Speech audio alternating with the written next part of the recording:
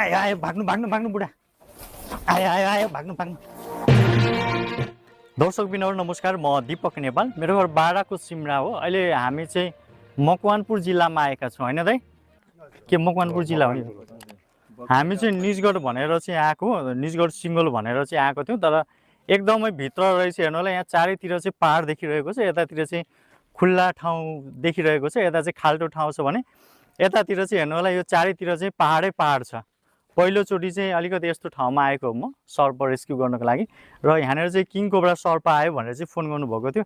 र हेर्नु होला चारैतिर चाहिँ पहाडै पहाड छ, र यो घरभित्र चाहिँ हेर्नु होला सर्प चाहिँ त्यहाँनिर गइसक्यो। तपाईँहरू सुन्नु, तपाईँहरू बाहिर बस्नु न, भित्र कोही पनि आउनु। हेर्नु होला यो सर्प चाहिँ हिँडिरहेको छ। तपाईँहरूले चाहिँ देखिरहनु भएको छ, यो चाहिँ किङ कोब्रा सर्प हो।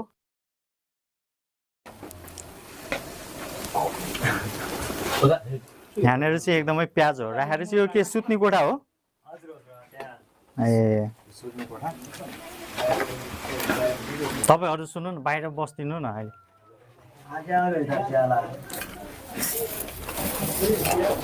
यहाँ चाहिँ प्याजै प्याज रहेछ यो घरमा चाहिँ। अलिकति चाहिँ पहाडतिरको मान्छे है, यहाँ त प्याजै त हुन्छ होला नि, अर्थ हुँदैन होला त।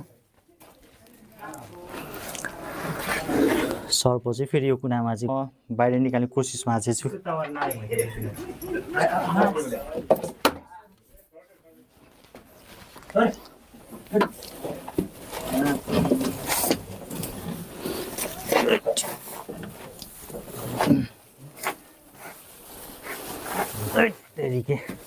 आयो आयो ल, हेर्नु होला सर्प चाहिँ मेरो हातमा आइसकेको छ।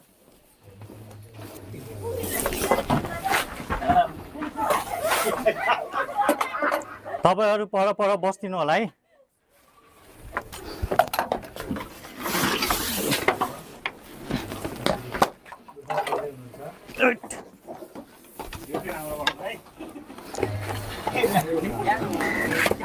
यो सर्प चाहिँ एकदमै ठुलो, एकदमै लामो छ, निकाल्न चाहिँ एकदमै गाह्रो भइरहेछ। ए कता कता छिर्यो छिर्यो।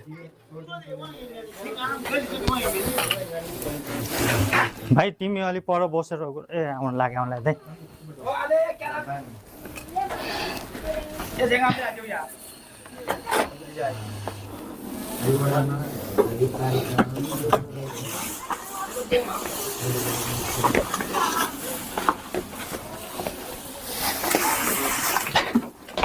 आयो आयो भाग्नु भाग्नु भाग्नु बुढा।